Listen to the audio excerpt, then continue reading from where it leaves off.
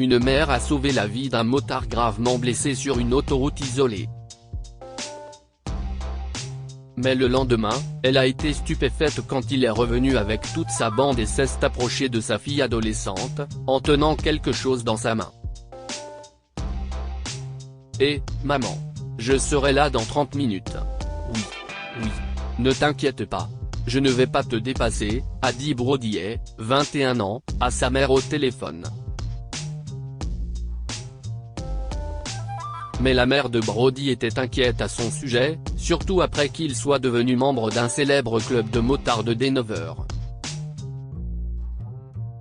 Une sorte de peur bizarre régnait dans son esprit chaque fois qu'il faisait une balade à moto. Mais Brody n'avait peur de rien. Il se vantait souvent de la façon dont il dépassait les véhicules rapides qui le précédaient. Parfois, la bande faisait la course sur l'autoroute très fréquentée et appelait ça s'amuser. En ce funeste samedi soir du 20 novembre 2021, Brody était sur l'Interstate 25 en direction de Fort Collins. Il fonçait dans le vent sur sa nouvelle moto pour rejoindre sa mère, sans se douter que bientôt, cette erreur allait presque lui coûter la vie. Pendant ce temps, Agatha Evans, 38 ans, se trouvait également sur l'Interstate 25. Elle venait de Fort Collins pour retrouver sa fille, Casey, 15 ans. Le temps plaisant et le peu de véhicules ce matin-là ont rendu la journée d'Agatha plus agréable. Je ne sais pas où aller, fredonne-t-elle en écoutant la chanson Burning Love d'Elvis Presley dans sa voiture. À ce moment-là, son téléphone sonne. « Maman. Il se fait tard, et j'espère que tu seras là dans 1 heure, » dit Casey. « S'il te plaît, ne me déçois pas à nouveau. » Agatha ne voulait pas laisser tomber sa fille, alors elle a accéléré un peu. À peine quelques véhicules, principalement des camions, l'ont dépassée.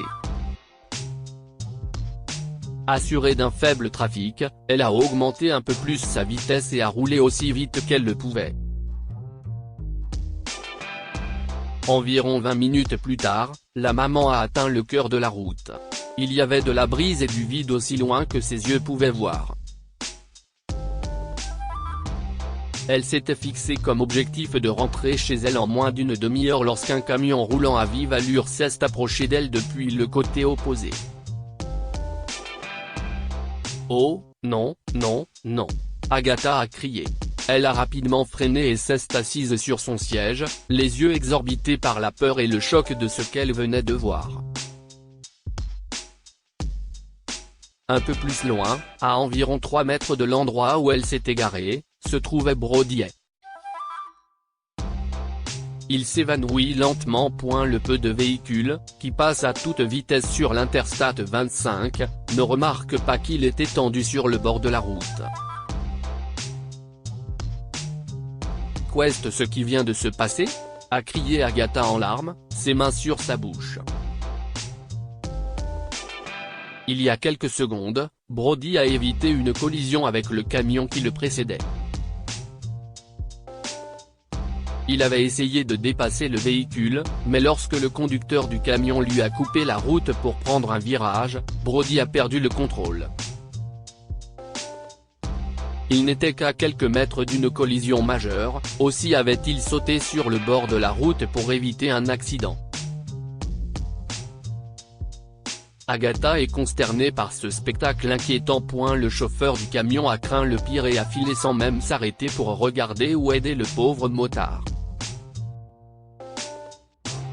Le temps lui manquant pour tenir sa promesse de rencontrer sa fille unique, qui se bat contre le cancer, Agatha doit faire un choix. Sans réfléchir, la maman a sauté de sa voiture et s'est précipitée vers Brody. « Eh, vous allez bien ? Levez-vous » a-t-elle crié. Agatha a regardé autour d'elle pour chercher de l'aide, mais rien. Quelques camions sont passés, mais personne n'a pris la peine de s'arrêter. Agatha a couru jusqu'à sa voiture et est revenue avec une bouteille d'eau minérale. « Levez-vous. S'il vous plaît, vous allez bien ?» s'écrie-t-elle en aspergeant le visage de Brody d'eau froide. Elle se précipite vers sa voiture et la conduit près de Brody. Son téléphone sonnait sans cesse sur le siège. Mais Agatha ne cesse pas soucier des 26 notifications d'appels manqués de Casey. Après une brève lutte, elle a aidé Brody à s'installer sur la banquette arrière. En chemin, elle a appelé le 911 et a raconté l'accident aux officiers. À l'autre bout du fil, Casey est sur le point de fondre en larmes, attendant toujours l'arrivée de sa mère. Pourquoi n'est-elle pas encore arrivée? Sanglote-t-elle. 10 minutes plus tard, Agatha est arrivée à l'hôpital. Voyant sa robe tachée de cramoisi, le personnel hospitalier a couru pour l'aider. « Non, non, il est dans la voiture. S'il vous plaît, dépêchez-vous » a-t-elle crié. Brody a été emmené d'urgence au service des urgences. « Madame, pouvez-vous s'il vous plaît remplir ce formulaire ?» demande la réceptionniste à Agatha. Celle-ci regarde sa montre et s'exclame « Oh là là. Je suis désolée, chérie, je n'ai pas pu arriver à l'heure. » Quelques minutes plus tard, Agatha a été appelée pour rencontrer Brody. « Je suis contente que vous soyez hors de danger, Mister dit-elle. Brody y est, s'est-il présenté. « Merci beaucoup. Je suis vraiment à court de mots pour ce que vous avez fait. » Même si Agatha était heureuse d'avoir sauvé la vie du motard, elle était visiblement bouleversée. « Je suis désolée, mais je dois partir immédiatement. Ma fille a besoin de mon aide avec son stand de limonade pour une œuvre de charité. Je suis heureuse que vous alliez bien, monsieur a-t-elle dit. Alors qu'Agatha se dépêche de sortir du service, Brody l'appelle pour lui demander ses coordonnées. « Je souhaiterais vous revoir, » lui dit-il. Mais Agatha était déjà partie. Son nom était la seule identité qu'il avait de la femme qui lui avait sauvé la vie. Mais Brody a décidé de la retrouver et de lui rendre sa gentillesse de la manière la plus impensable qui soit.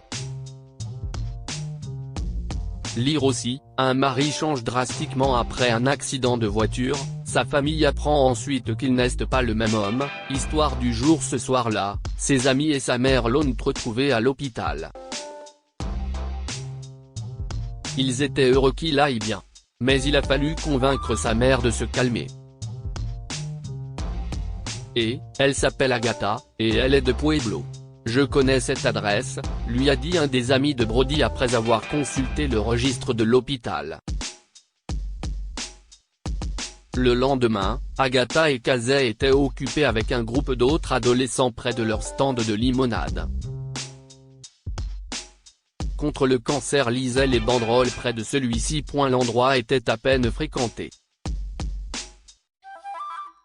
Maman, nous avons besoin de plus d'argent pour l'association caritative, et j'espère qu'un miracle se produira et que les gens afflueront vers notre stand, s'écrie Casey. Quelques secondes plus tard, les prières de la jeune fille avaient apparemment été exaucées. « Maman, regarde », a-t-elle crié. Un gang de motards s'est aligné devant le stand de limonade de Casey, puis l'un d'eux s'est approché d'elle avec quelque chose dans la main. Agatha était stupéfaite quand elle a vu Brody. « Eh, Madame Evans. Je cherchais justement un moyen de vous remercier. » lui a-t-il dit. Il lui a tendu un bouquet et a donné à Casey un chèque signé de $5000.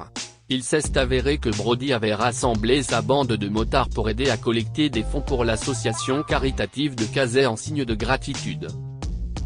« Je ne reviens pas. Merci, Brody. S'est exclamé Agatha, pleine de joie. L'accident mineur sur l'Interstate 25 a changé la façon dont Brody et Agatha voient la vie. Alors que Brody a décidé de ne plus dépasser les véhicules, Agatha a compris qu'un acte de bonté pouvait avoir des répercussions inattendues. Que pouvons-nous apprendre de cette histoire? N'hésitez pas à aider quelqu'un dans le besoin. Il se peut qu'il vous en rende davantage. Lorsqu'Agatha a été témoin de l'accident de Brody, elle s'est précipitée pour l'aider malgré son engagement dans le programme de charité de sa fille. Mais le lendemain, Brody lui a rendu l'appareil en l'aidant à collecter des fonds pour l'association. Ne vous contentez pas de regarder, faites quelque chose lorsque vous voyez quelqu'un en danger.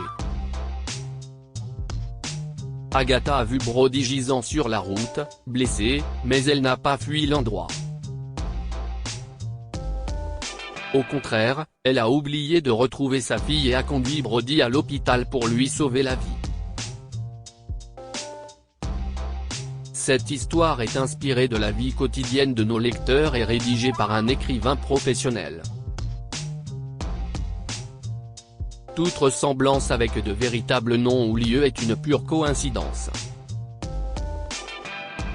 Toutes les images sont utilisées uniquement à des fins d'illustration. Partagez votre histoire avec nous. Elle changera peut-être la vie de quelqu'un. Si vous souhaitez partager votre histoire, envoyez-nous un mail à info@amomama.